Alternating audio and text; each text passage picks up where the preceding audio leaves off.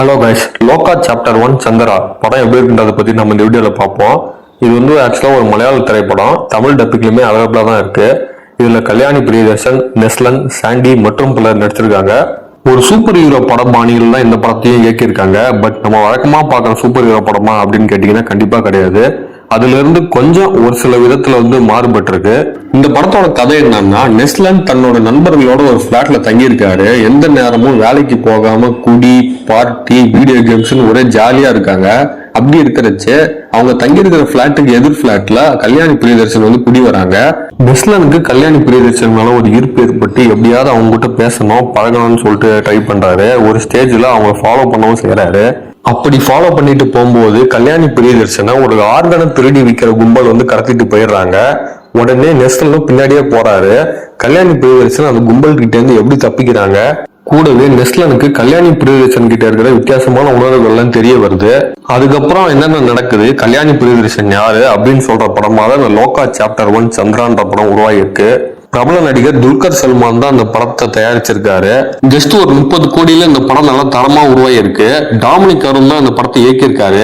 படத்துல இருக்கக்கூடிய plus points என்னென்ன அப்படின்னு சொல்லிட்டு பாத்துடலாம். ஃபர்ஸ்ட், இந்த படத்தினுடைய ஸ்டோரி அண்ட் ஸ்கிரீன் பிளே. படத்தினுடைய கதைக்கு என்ன தேவையோ அதை மட்டுமே சீனா வடிவமைச்சு ரொம்ப சீனுக்கு வெளியேவும் ரொம்ப சீனுக்கு உள்ளேயும் போகாம நல்லா பாக்குறவங்களுக்கு போர் அடிக்காத விதத்துல வந்து நல்லா சூப்பரா இருக்கு. முதல் பாதியில் வரக்கூடிய நிறைய காட்சிகள் நல்லா ரசிக்கும்படியா இருக்கு. உதாரணமா நெஸ்லன் வீட்டுல பார்ட்டி பண்ற சீனா இருக்கட்டும், குறிப்பா இன்டர்வல் சீனுக்கு முன்னாடி வரக்கூடிய கல்யாணி பிரியதர்ஷன் சம்பந்தப்பட்ட பிளாஷ்பேக் காட்சிகள்லாம் நல்லா மெய்சிலிருக்க வைக்குது. அந்த சீன்ஸ்ல சிஜி ரொம்ப பக்காவா பண்ணிருக்காங்க. அடுத்து பெர்ஃபார்மன்ஸ் ஓரியன்டா பார்க்கும்போது கல்யாணி பிரியதர்ஷன் தன்னால கிரஷ்ன்னு சொல்லிட்டு ஓம்லி லுக்ல ஹீரோஸ் கூட ரொமான்ஸ் பண்றது மட்டும் இல்லாம கூட இந்த மாதிரி படங்களும் என்னால நடிக்க முடியும் அப்படின்னு சொல்லிட்டு கண்டிப்பா நிரூபிச்சுட்டாங்க. ஒரு சில சீன்ஸ்ல வாய் திறந்து டைலாக் பேசாம கண்ணாலே பார்த்து அந்த சீன்ஸ்ல அந்த கேரக்டராவே மாறிட்டாங்கன்னு சொல்லலாம். சோ இந்த என்டையர் ஃபிலிம்லயும் தன்னோட அழகுல மட்டும் இல்லாம தன்னோட நடிப்புலயும் நல்லா மயக்கிட்டாங்க. அடுத்து நெஸ்லனை பொறுத்த வரைக்கும் பிரேமலு படம் மாதிரியே இந்த படத்துலயும் மலையாள சினிமா மட்டும் இல்லாம பாக்குற எல்லாருமே அவரோட கேரக்டரை பாராட்டி பேசும் விதத்துல இருக்கு. ஒரு சில காட்சிகள்லாம் அவரோட நடிப்பை நல்லா சிரிக்கவும் வைக்குது. குறிப்பா கல்யாணி பிரியதர்ஷனோட பவரை பார்த்துட்டு அவர் மயங்கி சீன்லாம் நல்லா சிரிக்க வைக்குது தியேட்டர்ல. அடுத்து சாண்டியோடைய கேரக்டரை பாக்குறதுக்கு முன்னாடி நம்மளோட இயக்குனர் லோகேஷ் கனகராஜ் அவர்களுக்கு வந்து இந்த இடத்துல நான் வந்து நன்றி சொல்லிக்கிறேன். என்னடா அது அவரை சம்மந்தமே இல்லாம இந்த படத்துக்குள்ள இருக்கிறேன்னு பாக்காதீங்க. ஏன்னா லியோ படத்துல சாண்டியை வந்து நம்மளுக்கு முற்றிலும் அறிமுகமே இல்லாத விதத்துல நல்லா மாறுபட்ட விதமா காமிச்சாரு. அதே மாதிரி இந்த படத்துலயும் வில்லத்தனத்துல வந்து அவர் வந்து பூண்டு விளையாடி இருக்காரு. சோ அந்த விதத்துல நம்ம இயக்குனர் லோகேஷ் கனகராஜ் வந்து அவருடைய லியோ படத்துல சாண்டியால இந்த மாதிரி ரோல்ஸ் பண்ண முடியும் அப்படின்னு முன்கூட்டியே கணிச்சு அவரை நல்ல விதத்துல நல்லா சூப்பரா யூஸ் பண்ணியிருந்தாரு. சோ ஓவரால் இந்த சாண்டியோட கேரக்டரை பொறுத்த வரைக்கும் அங்கிருந்து ஒரு சில காட்சிகளை வந்து ஓரளவு லைட்டா யோசிக்க வச்சாலும் at the end of the film பாக்குற எல்லாரையுமே வாய் திறந்து பாராட்ட வைக்குது. நெக்ஸ்ட் மியூசிக்கை பொறுத்த வரைக்கும் ஜெக்ஸ் பிஜாய் நல்லா பக்கவா பண்ணியிருக்காரு. ஒரு சில இடங்கள்ல அவர் யூஸ் பண்ண அந்த இங்கிலீஷ் சாங்லாம் வந்து சூப்பரா இருக்கு. குறிப்பா கல்யாணி பிரியதர்ஷனோட ஆரம்ப காட்சிகள் வந்து சூப்பரா இருக்கு. பேக்ரவுண்ட் மியூசிக்லாம் இதே போல டெக்னிக்கலி நிறைய விஷயங்களை பாராட்டும் விதமா இருக்கு. உதாரணமா ஒரு சிஜிஐயா இருக்கட்டும், சினிமாட்டோகிராஃபியா இருக்கட்டும், வேற லெவல்ல சூப்பரா பண்ணியிருந்தாங்க.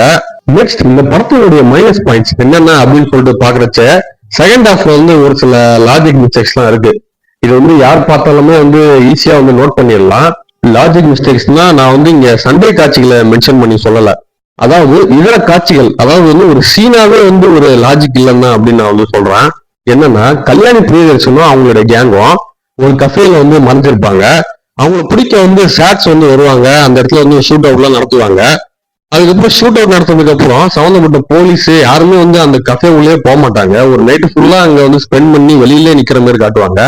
பட் அதுக்கு முன்னாடி 2-3 அடியாளுங்க வந்து உள்ள போய் ஷூட் பண்ணுவாங்க. அதுக்கப்புறம் அங்க ஒரு ஃபைட் நடக்கும். ஸோ வந்து கொஞ்சமும் லாஜிக்கே இல்லை அந்த காட்சிகள் எல்லாம். அதே மாதிரி 1-2 கேமியோ ரோல்ஸ் எல்லாம் வந்து இருக்கு. அதுலயும் குறிப்பா வந்து ஒரு பிரபல மலையாள நடிகர் வந்து பண்ணியிருக்காரு. இப்போ ரீசெண்ட் டைம்ஸ்ல வந்து பாத்தீங்கன்னா சோசியல் மீடியால அவர் நடிக்கிற அந்த கிரைம் படம் எல்லாம் வந்து நல்லா வேற லெவல்ல வந்து ட்ரெண்ட் ஆகுது. ஸோ அவருடைய கேமியோ வந்து மிக பெரிய அளவுல வந்து இம்பாக்டே கிரியேட் பண்ணலாம்.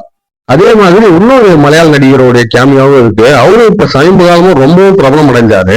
ஸோ அவருடைய கேமியோவே வந்து ரொம்பவும் இம்பாக்ட் வந்து கிரியேட் பண்ணல. மேபி வந்து செகண்ட் பார்ட்ல இருக்காருன்னு தெரியல. பட் படம் முடியும் போது வர கேமியோ ரோல் வந்து நல்ல இம்பாக்டா இருக்கு, சூப்பரா இருக்கு. இந்த இடத்துல வந்து நான் ஒரே ஒரு விஷயத்த வந்து மென்ஷன் பண்ணிக்க விரும்புறேன். என்னன்னா படத்துல வந்து 2 போஸ்ட் கிரெடிட் சீன்ஸ் வந்து இருக்கு போல. பட் நானுமே வந்து தியேட்டர்ல பார்க்கும்போது 2வது போஸ்ட் கிரெடிட் சீன் வந்து பார்க்கல. ஸோ படம் முடிஞ்சிச்சுன்னு சொல்லிட்டு டைட்டில் போடுறாங்களே நானும் வந்துட்டேன். ஸோ நீங்க வந்து படம் இனிமேட்டு வந்து பார்க்க போறீங்க அப்படின்னா உங்களுக்கு ஓகேன்ற பட்சத்துல இன்னொரு போஸ்ட் கிரெடிட் சீனுமே பார்த்துட்டு வாங்க. ஸோ ஓவரால் இந்த படம் எப்படி இருக்கு அப்படின்னு கேட்டீங்கன்னா, மலையாள சினிமாவில வருஷம் வந்து ஏதோ ஒரு சம்பவம் வந்து பண்ணிட்டு போயிடுறாங்க. சொல்ல போனா ஒவ்வொரு மாசமே வந்து மிக சிறப்பான தரமான சம்பவங்கள்லாம் அவங்க பண்ணிடுறாங்க. ஸோ அதே விதத்துல இந்த படமும் வேற லெவல்ல வந்து ஒரு சம்பவம் பண்ணும் அப்படின்றதுல வந்து எந்த விதமான ஐயப்பாடுகளும் இல்ல. ஏற்கனவே நம்ம தமிழ்நாட்டிலே நிறைய தியேட்டர்ஸ் வந்து ஷோ டைமிங்ஸை மட்டும் இல்லாம ஸ்கிரீன்ஸை வந்து இன்க்ரீஸ் பண்ணிட்டு இருக்காங்க. ஸோ அந்த அளவுக்கு இந்த படத்துக்கான ரெஸ்பான்ஸ் வந்து வேற லெவல்ல நல்லா ஃபயரா வந்துகிட்டே இருக்கு. ஸோ நீங்க வந்து இந்த படத்தை வந்து கண்டிப்பா தியேட்டர்ல பார்த்து என்ஜாய் பண்ணலாம். வேற மாதிரி ஒரு எக்ஸ்பீரியன்ஸ் தரும்.